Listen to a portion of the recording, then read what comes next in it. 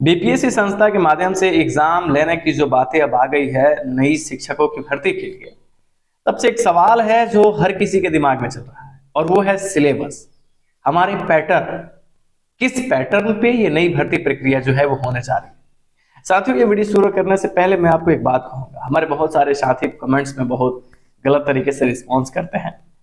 अच्छी बात है, क्योंकि उनका फ्रस्ट्रेशन जो है वो यहीं पे आगे उतारते हैं और ये शायद उनके लिए अच्छा होगा। और बहुत सारे कमेंट्स कहते हैं कि बीपीएससी एग्जाम से आप भागते हो या फिर ऐरा वगैरह। देखिए, ये अपनी विचारधाराएं हैं। अगर 3 बार सरकार ने एग्जाम में स्टेट 19 का ले रखा है, एक बार और लेगी तो क्या हो जाएगा, कोई खास बात नहीं है, इससे चिंतित मत होइए आप लोग। साथियों, अब हम आते हैं सिलेबस के मुद्दों पे। ये पूरा मामला सिलेबस को है कि सिलेबस किस पैटर्न पे बनाएगा बीपीएससी संस्था। देखिए, 10-12 सब्जेक्ट का सब्जेक्ट वाइज पेपर बनाना और उसके बाद एग्जाम लेकर के रिजल्ट देना और फिर बहाली करना, ये सरल शब्दों में मैं कहूं तो पॉसिबल नहीं है कि 2-4 महीनों में ये घटना घट जाए और ऐसी प्रक्रिया जो है वो संपन्न हो जाए। सरकार जो है वो प्रशासनिक विभाग के परामर्श से ही आयोग जो है वो सिलेबस बनाने जा रही है। कहने का मतलब है कि ऐसा भी नहीं है कि कोई आयोग का सिलेक्शन हो गया जो बीपीएससी आयोग ही है और वो डायरेक्ट आपके लिए क्वेश्चंस जो है या सिलेबस के पैटर्न जो है वो रख देगी। ऐसा कुछ नहीं है। प्रशासनिक विभाग के सहयोग से ही ये सारा जो पैटर्न होने वाला है, जो बनने वाला है, वो होगा। लेकिन जिस तरीके से बहाली इसी साल करने की बातें जो है वो हमारे सामने आ रही है कि इसी साल बहाली हो जाएगी, उन बातों को अगर आप सही से देखिए तो एग्जाम जो है वो कॉमन पेपर होने के चांस बढ़ गए। एक कॉमन पेपर होगा और इस पेपर की जो तैयारी है, इसमें सिलेबस क्या होंगे, यही सवाल है जो आई थिंक आपके भी दिमाग में है, सबके दिमाग में है। तो कॉमन पेपर अगर होता है तो ये लिहाजा कहा जा सकता है कि जो बातें कही जा रही है कि इसी साल में वैकेंसी बहाली जो है वो कंप्लीट हो जाएगी, तो ये मानने योग्य बातें हो जाती है कि सरकार 2-4 महीने 6 महीने में सब कुछ क्लियर कर लेगी।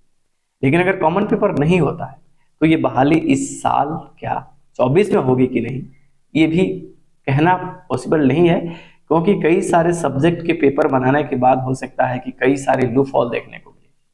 तो शायद ये थोड़ी पॉसिबिलिटी जो है वो ना है। एक कॉमन पेपर से ही एग्जाम होगा और इस कॉमन पेपर में जो सिलेबस हो सकते हैं, तो ये पैटर्न जो है वो आप जो हमारे प्रधानाध्यापक की वैकेंसी हुई थी जिसमें 420 कैंडिडेट बिहार में सिलेक्ट हुए थे, उसी पैटर्न पे सरकार जो है ये भर्ती प्रक्रिया शुरू कर सकती है।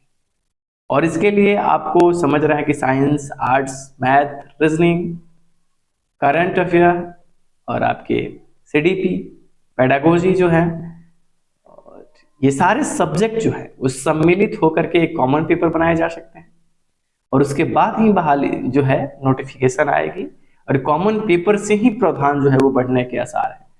तो बहुत सारे लोग हैं कि सिलेबस क्या होगा, सिलेबस क्या पढ़ें।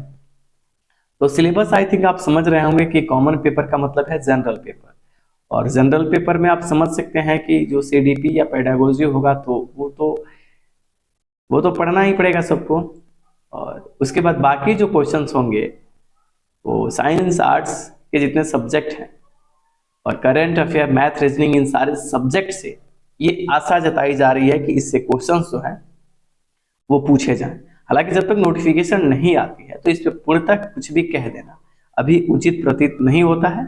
लेकिन हाँ, अब मुख्यमंत्री के भी आदेश हैं कि बहाली प्रोसेस जो है वो तो शुरू होना है, तो लिहाजा हमें तैयारी जो है वो करनी चाहिए या उस दिन इंतजार कीजिए, हर चीज है वो क्लियर हो जाएगी।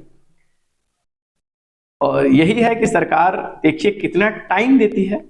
लेकिन जहां तक सिलेबस की बात कीजिए तो syllabus I think common paper, general paper ही होगा। और जनरल पेपर में क्या चीजें होंगी, ये चीजें एक रफली मैंने आपको बात बताया कि इस पैटर्न पे जो है वो सरकार काम जो है वो कर रही है और आई थिंक जनरल पेपर के ही माध्यम से बहाली प्रोसेस जो है वो आगे बढ़े।